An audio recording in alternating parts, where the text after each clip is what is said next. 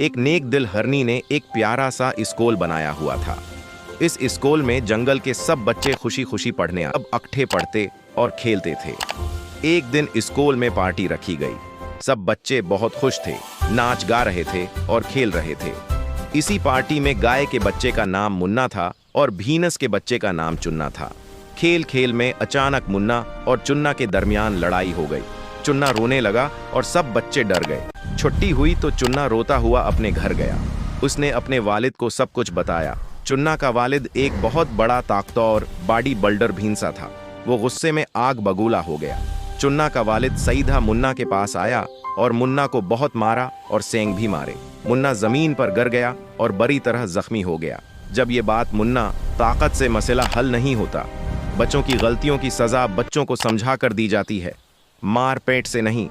हरनी ने दोनों बच्चों को पास बैठाया। मुन्ना ने माफी मांगी और चुन्ना ने भी लड़ाई पर अफसोस किया। दोनों वालिदैन को भी अपनी गलती का एहसास